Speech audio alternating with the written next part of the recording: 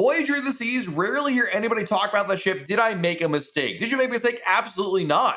Voyager's a great ship. Listen, we do tend to focus on maybe the same 6 or 8 ships a lot because they just are the most popular vessels, or there's more top of the.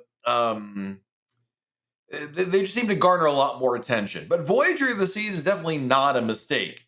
When it comes to picking a cruise ship, as long as you understand what the ship has, like if you're like, oh, Matt, I saw that poster behind you, and boy, that looks amazing. Can't wait to do that on Voyager of the Seas.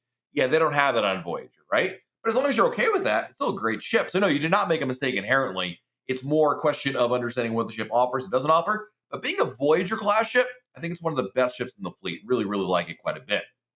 When is the cheapest time to do Alaska? Good question. May, early June, or September are definitely the cheaper times of the year to go.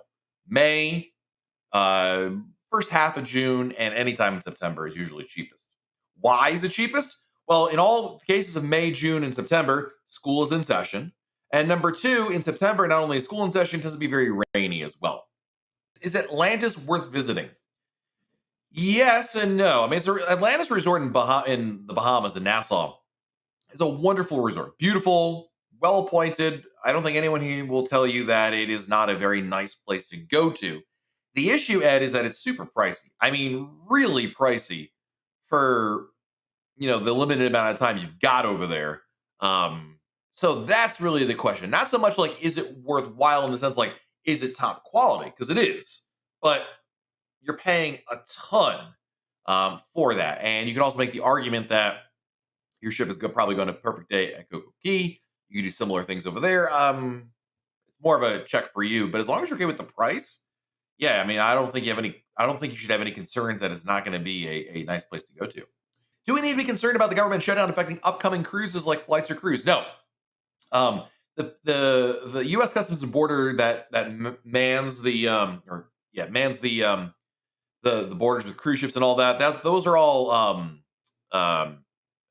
essential personnel. They would not be affected by a government shutdown. It's really government contractors and some other things that would be affected by it primarily. First time we're wondering how much to tip the cabin attendant. Is it better to tip the first day and maybe get better service? I actually don't prescribe to the tip the room attendant on the first day for better service. I think you're going to get great service nonetheless. I always tip my cabin attendant at the end of the cruise, transatlantic or not. So I will simply say I think you're totally fine tipping at the end. As to how much to tip, number one, the automatic gratuities that Royal Caribbean assesses are more than satisfactory. I will usually, on a 7-night cruise, I might give the cabin attendant an extra $100, because first of all, if they're cleaning up after my kids, they deserve it. And second of all, we are definitely like leave everything around the room kind of people. We try not to be slobs, but it just kind of is inevitable. So they work so hard for it. So I give them a little extra for that. But really, the automatic gratuities are, certainly sufficient. Can one internet package be used for 2 separate phones? Email my husband. Yes, obviously, I think you know this, Brittany. If it's a 1-device package, only 1 device can be on at a time. So if you're on with your phone, your husband can't use it because if he tried to sign on, he would kick you off. But you can absolutely share the internet packages with somebody else. What hotel do I recommend near the port in Fort Lauderdale? I recommend, and I like quite a bit, the Marriott Fort Lauderdale Airport, I believe is the name of it. I've stayed there now, Lorraine, 4 or 5 times now. It's right by Port Point. It's really close to the port, maybe like a 5-minute drive, 10-minute drive, depends on which direction you take. It is right by the airport as well, as the name implies. It is brand new, so it's really, really nice rooms. Clean, it's safe. Marriott Fort Lauderdale Airport. It's right next to Dania Point, which is a big shopping plaza. So what's great, even on top of all that, is you can walk from your hotel easily to do a bunch of shopping and dining and things of that nature. So you don't need a car there. Any clue what I tip the genie on an Oasis class Royal Loft Suite? Finally got one after 8 years of trying. This is a really tough question, Jeff. When I first started doing Star Class, my first Star Class, I was worried about the same thing because, as many of you know, the genie is the kind of butler / personalized guest service magic maker that works with you when you stay in a cabin, in a star class cabin. And it, how much to tip them, Jeff? The range of prices that I have seen from other people saying this is what I tipped was crazy. I mean, some people are like $100, some people are like $1,000. And by the way, I think $1,000 is too much.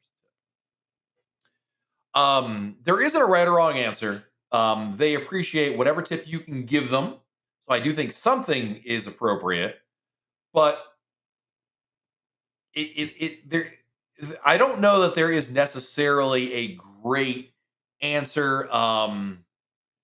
You can say $100 a day, maybe would be the thing, but there are people that tip far less, and you know what? The genie still appreciates. It's more the gesture than anything else. Plus, on top of that, right? How much are you leveraging their services? How much do you feel you're getting out of it? Those kinds of things you can only answer once you get on board the ship. But I need to emphasize, Jeff, there isn't a right or wrong answer for this. If you go on the Royal Caribbean blogging message boards, again, you'll see all sorts of people, all sorts of numbers people throw out there.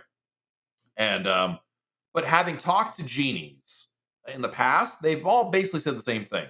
It's not, I mean, they'll appreciate whatever you can give them. It's not so much like, oh, we look for this amount or that amount, but something is better than nothing. And that's really the most important thing right there. Is the Royal Caribbean app chat feature a good way to communicate? Is there an audible notification when receiving a message? Well, it depends.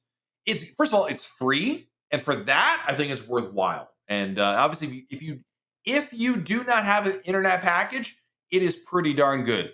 As for the notifications, it's not perfect, but more often than not, it does work. So I would say if the option is nothing, then yes, it is worthwhile. If you're going to get an internet package, I would argue using an internet and an app among yourselves, whether it's WhatsApp or iMessage, whatever, is better. But I do appreciate the fact that it is free now, and I think that is worthwhile. What is your thought on Brightline going from one port to another? I love it. I hate driving to Miami or Fort Lauderdale. I hate driving to South Florida because I live in Orlando. So for me personally, I love this because it's so boring of a drive, and if there's traffic, it's terrible. Anyway, the train is to be much better for that, and I think that's huge. For somebody who does not live in the state, depending on your plan, maybe like let's assume maybe that you're looking to take a cruise and the flight to Orlando or Miami is way cheaper. You could, if you're coming in a day ahead of time, fly in and take the train, maybe save some money there. It's not cheap. The train is not like dirt cheap, but I love it. I think we only stand to benefit from it. Any tips on when leaving things like your phone, sunglasses, sea pass on a lounge or going in the water on the pool deck or a Coco Key? Do we need to worry about other passengers with sticky fingers? Yeah, it's a good question. Honestly, we just leave our stuff. Number one, I'll leave it on the chair. Number two, I will cover it up. So I won't leave my phone, sunglasses, CPAS like out and about. I'll cover it up. We usually have a bag. I'll put a towel over it. So basically, you can avoid just somebody being like walking by, and I don't think it's really happened, but somebody just casually grabbing it, right? As opposed to having to rifle through your stuff. It's a little bit different.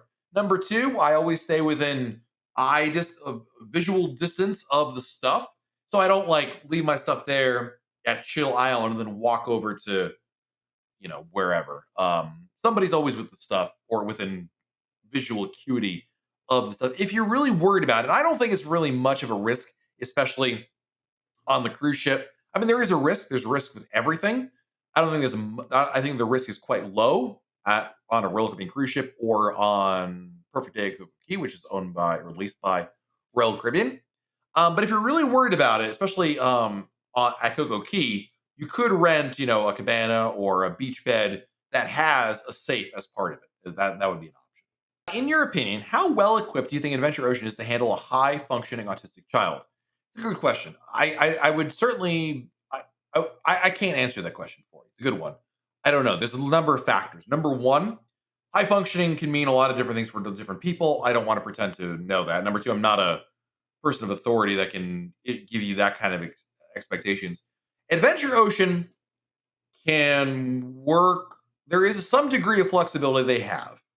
But if your child has special needs, they may not be able to meet those. My best advice, there's a couple things. Number one, you could obviously on the first day of the cruise go to Adventure Ocean. They'll have an open house. You can meet the staff. Your child can meet the staff. they can get a quick little rapport going and you can kind of get an idea of what to expect. I would not expect a great deal of bending over backwards for them, so to speak. They can't. They just simply can't. It's not a matter of will. It's a matter of they've got to take care of 100 other kids. This is the reality of it. But number two, if you're saying, well, Matt, we need something, and if that doesn't work, that would really put us in a problem situation. I would recommend a great group called Autism on the Seas. Autism on the Seas. They're a third party, not affiliated, they're not Royal Caribbean. But Mike, who runs the company, I've known him for many, many years. Great guy. His company does amazing work. And they organize cruises in which they bring a staff member to go with your family. It's really amazing. So maybe check that out as well. What's the policy on bringing a Fire Stick or game console? Can you use the HDMI on the in-room TV? Good question.